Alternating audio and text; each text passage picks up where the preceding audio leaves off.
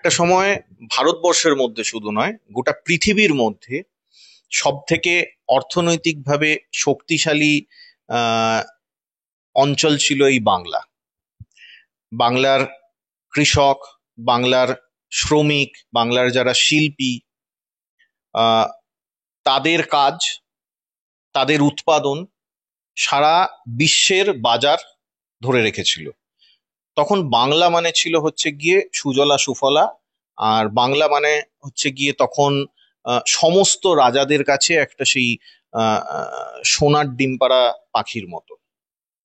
ওই কারণের জন্য আপনি দেখবেন যে আহ, সময়ে সময়ে বিভিন্ন আহ, রাজা এখানে এসেছে বাংলাকে দখল করার জন্য। এমনকি ইংরেজরাও প্রথম এসে বাংলাতেই কিন্তু তাদের বলা যেতে পারে সাম্রাজ্যের ভিতটা তৈরি করেছিল। আরো অন্যান্য জায়গায় তারা তার আগে গেছে ঠিকই, কিন্তু সাম্রাজ্যের ভিতটা এখানে এই বাংলায়, মুর্শিদাবাদে সেই পলাশির যুদ্ধ আপনাদের মনে আছে, ইতিহাসে পড়েছিলাম।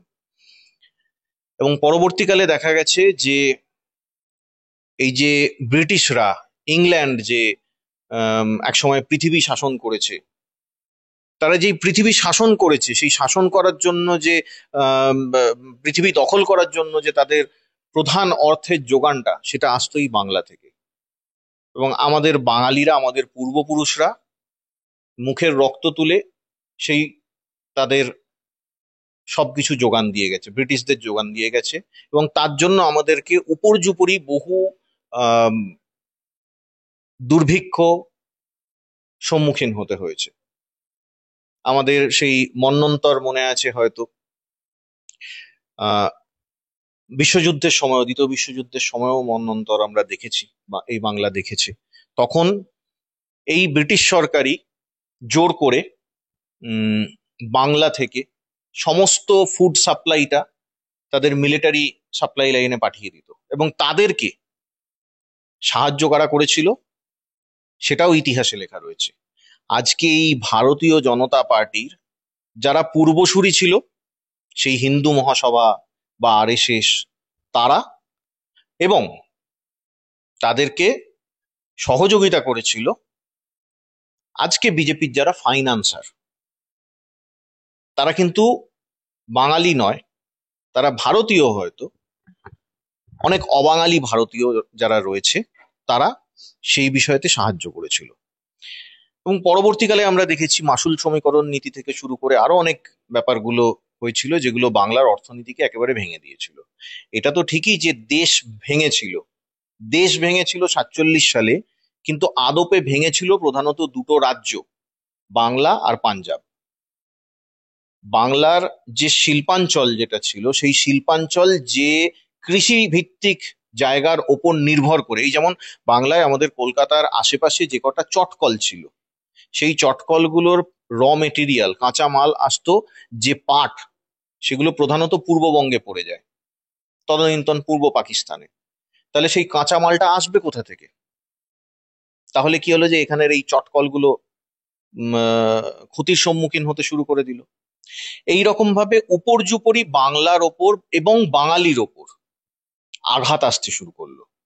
তারপর কি হলো যে বাংলায় একটা দীর্ঘ সময় রাজনৈতিক ডামাডোল, বামপন্থী রাজনীতির উত্থানের পর থেকে এইসব বিভিন্ন চটকল বা বিভিন্ন শিল্প কারখানাগুলোতে জঙ্গি ট্রেড ইউনিয়ন আন্দোলনের মধ্যে দিয়ে এই কারখানাগুলোর সর্বনাশ করে দেওয়া হলো।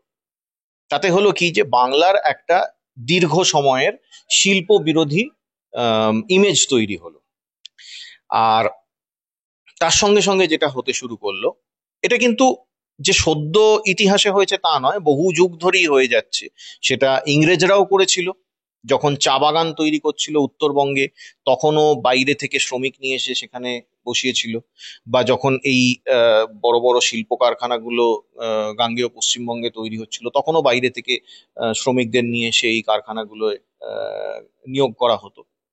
এতে হলো কি যে বাঙালি যে শ্রমিকরা রয়েছে তারা কাজ পাচ্ছে না, কিন্তু বাইরে থেকে লোকজনেরা এসে কাজ করে রুটি রুজি তারা রোজগার করে চলে যাচ্ছে। আজকে আপনাকে বলছি যে 2006 সালে পশ্চিমবঙ্গে সিঙ্গুরেতে টাটার কারখানা হবে বলে সিপিএম এর তরফ থেকে ব্যাপক প্রচার করা হলো। তারা 34 বছর ধরে বহু কলকারখানা জঙ্গি আন্দোলন করে বন্ধ করে দিয়েছে, ইত্যাদি ইত্যাদি অনেক কিছু ব্যাপার। আমরা অনেকে ভাবলাম যে আচ্ছা ঠিক আছে, চলো দে রায় দুরুস্ত আয়, এতদিন বন্ধ করেছে, এবার না হয় একটা খোলা হোক।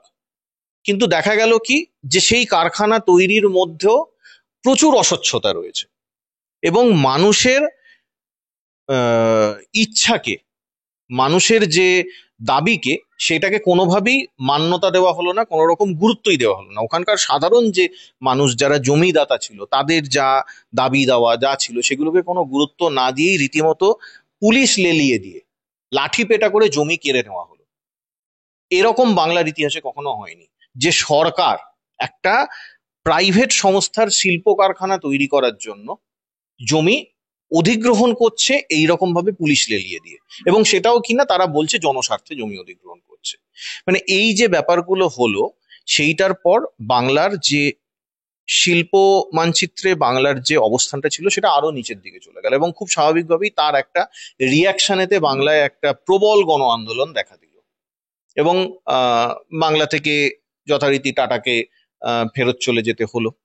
এবং সিপিএম সেই সময় ব্যাপকভাবে এই এই আহ, তৃণমূলের বিরুদ্ধে, মমতা বন্দ্যোপাধ্যায়ের বিরুদ্ধে শিল্প বিরোধী একটা ইমেজ তৈরি করার চেষ্টা করলো। কিন্তু তারপর যেটা দেখা গেল 2011-র পর থেকে আজকে 2025 সাল, বাংলায় কিন্তু বহু নতুন নতুন কলকারখানা তৈরি হয়েছে। তৃণমূল সরকারের বা তৃণমূল কংগ্রেসের, তৃণমূল পরিচালিত রাজ্য সরকার বা তৃণমূল কংগ্রেসের একটা বড় দুর্বলতার জায়গা, সিপিএম 34 বছর ধরে 64,000 কলকারখানা বন্ধ করে একখানা ওই টাটার কারখানা করতে গিয়ে প্রচুর ঢাকঢোল পিটিয়ে এত প্রচার করলো। তৃণমূল এই যে গত 14 বছর ধরে আপনারা দেখবেন বহু জায়গায় বহু নতুন নতুন কলকারখানা তৈরি হয়েছে। আমি আপনাকে ছোট্ট কয়েকটা উদাহরণ দিচ্ছি। কলকাতা ছেড়ে আপনি জাস্ট বেরোবেন, বম্বে রোড অথবা দিল্লি রোড, যে কোনো একটা রাস্তায় উঠুন, আজ থেকে 15 বছর আগে এই রাস্তা দিয়ে যাওয়ার সময় পুরো দুধারে শুধু ফাঁকা, হয় চাষ জমি অথবা আহ আপনার পতিত জমি দেখা দেখা যেত। আজকে পুরো এই রাস্তায় আপ টু ধরে রাখুন এদিকে কোলাঘাট পর্যন্ত, আর ওদিকে প্রায় বর্ধমান পর্যন্ত, বা বর্ধমান পেরিয়েও আসানসোল এইসব জায়গা পর্যন্ত হাই রোডের ধারে আর ফাঁকা জমি দেখতে পাবেন না। সেখানে সব বড় বড় কলকারখানা তৈরি হয়েছে। তো এই যে কলকারখানাগুলো তৈরি হয়েছে, তার মানে কি, যে এই কলকারখানাগুলো তো ভূতে চালাচ্ছে না, এই কলকারখানায় নিশ্চয়ই কর্মসংস্থান হচ্ছে, কর্মচারী নিয়োগ হচ্ছে।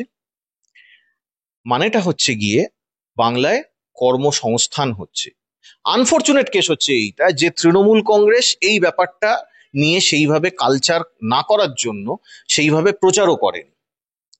এরপরে যেটা অসুবিধের জায়গা, সব থেকে ইম্পর্টেন্ট জায়গা, যে না এই জায়গাটা খুব ইম্পর্টেন্ট, সেটা হচ্ছে যে বাংলায় এই কর্মসংস্থানটা হচ্ছে, কিন্তু আনফরচুনেট কেস যে বাঙালির হচ্ছে না। যে তার মানেটা কি, বাংলায় চাকরি রয়েছে কিন্তু বাঙালির চাকরি নেই। কিরকম হচ্ছে, যে বাঙালির ছেলেরা এখান থেকে হয়তো যারা পলিটেকনিক পাস করছে, এখান থেকে যারা আইটিআই পাস করছে, যারা ইঞ্জিনিয়ারিং বিটেক করছে, যারা ম্যানেজমেন্ট করছে, এমবিএ করছে, তারা চাকরি খোঁজার জন্য সাউথ ইন্ডিয়ায় চলে যাচ্ছে, তারা চাকরি খোঁজার জন্য দিল্লি নয়ডায় চলে যাচ্ছে, বোম্বেতে চলে যাচ্ছে। কিন্তু তাদের বাড়ির পাশে বাংলাতেই যে এত কলকারখানা হয়েছে, সেখানে দেখা যাচ্ছে যে কর্মসংস্থান হচ্ছে কোথা থেকে, না উত্তরপ্রদেশ থেকে লোক আসছে, বিহার থেকে লোক আসছে, গুজরাট থেকে লোক আসছে, পাঞ্জাব থেকে লোক আসছে, তাদের এখানে কর্মসংস্থান হচ্ছে।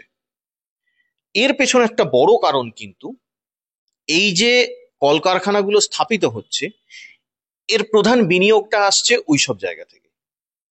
অবাঙালি বিনিয়োগটা যখন আসছে, তারা করছে কি, যে তারা তাদের ভাই বেরাদরদেরকে অগ্রাধিকার দিচ্ছে কর্মসংস্থান দেওয়ার সময়, এবং আমাদের বাংলার যারা শ্রমিক রয়েছে তারা বঞ্চিত হচ্ছে।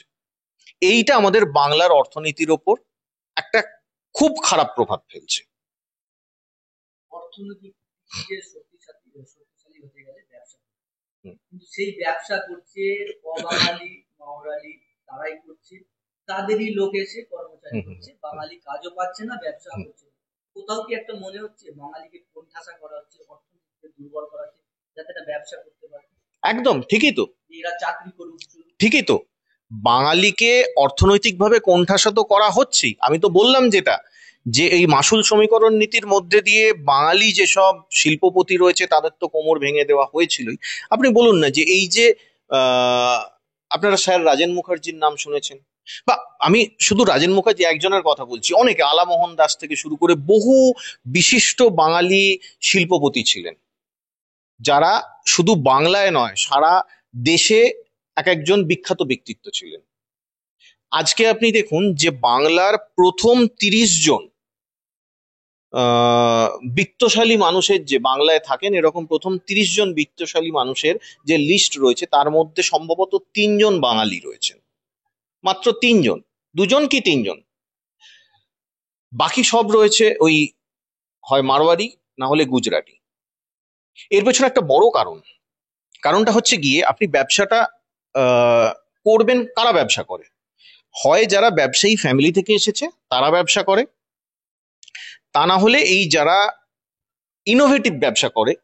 ইনোভেটিভ ব্যবসা বলতে নতুন জেনারেশন, মানে ফার্স্ট জেনারেশন বিজনেস করতে নামছে, ম্যানেজমেন্ট পাশ করে বেরিয়ে তারা ব্যবসার দিকে যাচ্ছে। এবার একজন বাঙালি যখন হয়তো বিজনেস স্কুল থেকে বেরিয়ে একটা বিজনেস আইডিয়া নিয়ে কোনো ব্যাংকেতে যাচ্ছে, গিয়ে লোনের অ্যাপ্লিকেশন করছে, জুতোর শুকতলাক হয়ে যাবে, তার লোন পাস হবে না। আপনি ব্যবসার লোনের কথা ছেড়ে দিন, আপনি যদি ধরে রাখুন আপনার কোনো একটা মর্টগেজ দিয়েও কিছু লোন, ধরুন আপনার বাড়িটা সারাবেন আপনি, আপনি হয়তো মর্টগেজ দিয়ে 1 লাখ 2 লাখ টাকা লোন চাইছেন, বা হয়তো কারো বাড়িতে মেয়ের বিয়ে দেবে তার জন্য 2 লাখ টাকা লাগবে, সে হয়তো জমিটা বন্ধক দিয়ে মেয়ের বিয়ের লোন নিতে চাইছে। সেই 2 লাখ টাকা লোন নেওয়ার জন্য তাকে 2 মাস ঘুরতে হবে ব্যাংকে, মর্টগেজ দেওয়ার পরও ঘুরতে হবে, এবং শেষ পর্যন্ত দেখা গেল যে তার লোনটা স্যাংশন হলো না।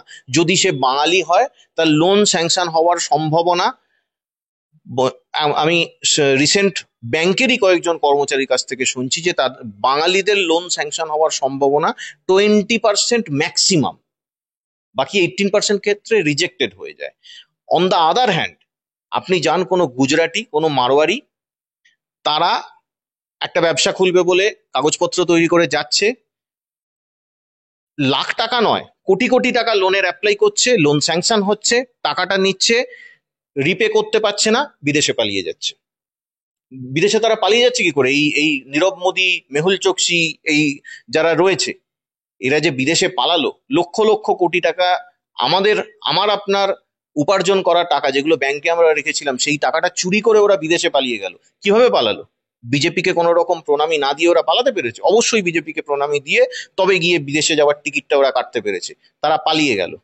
এদিকে আপনি যান, আপনি যদি 2 লাখ টাকা লোন চান, 1 লাখ টাকা লোন চান, আপনি পাবেন না।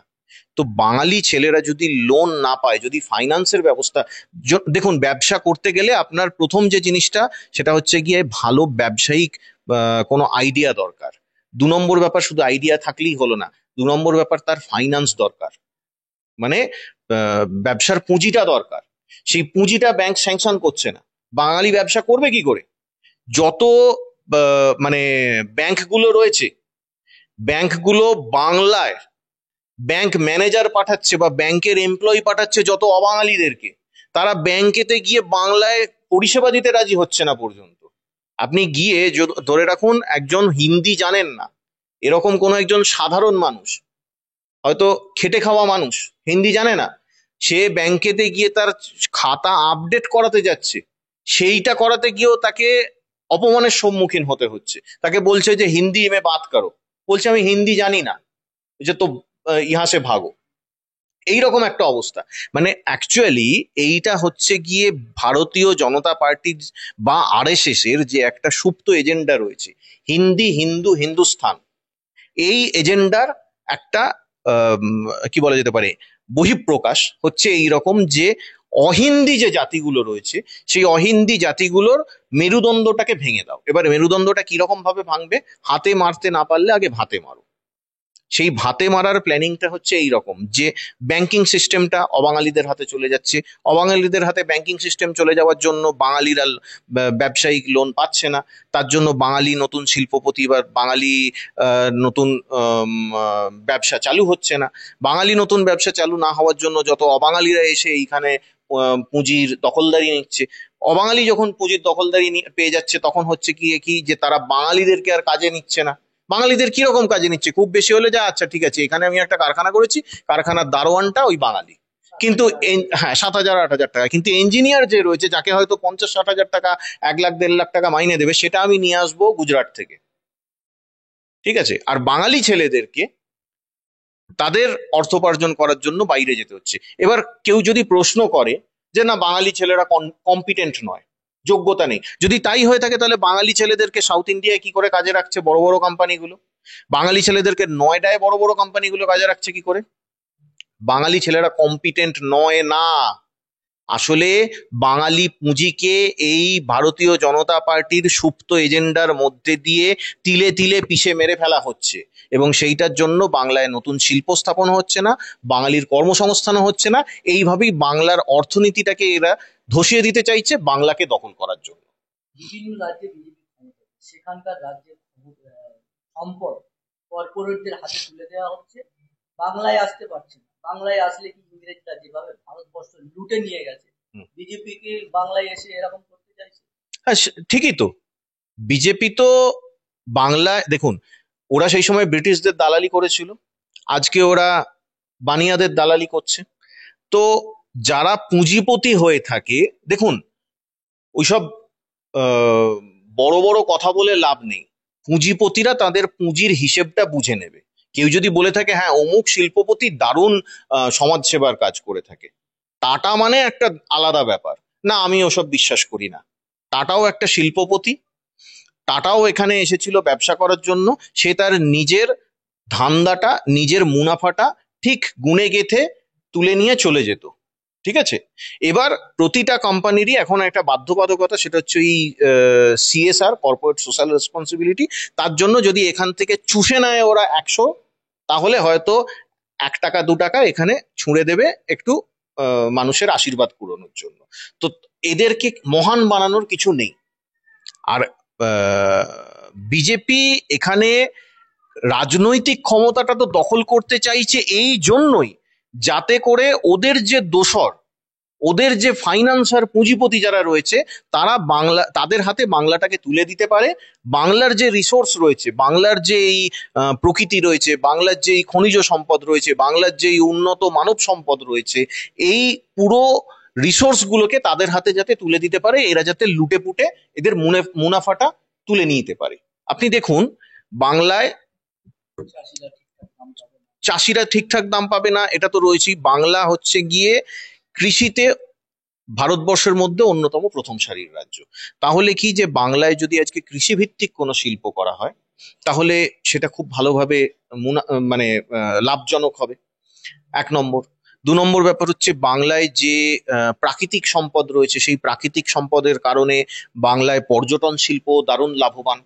3 নম্বর ব্যাপার হচ্ছে গিয়ে বাংলায় অত্যন্ত খনিজ সম্পদে সমৃদ্ধ একটা রাজ্য। মানে ঝাড়খণ্ডে যদি সব থেকে বেশি খনি থেকে থাকে তার পরপরই হচ্ছে বাংলার স্থান, মানে প্রথম কয়েকটা রাজ্যের মধ্যেই বাংলার স্থান।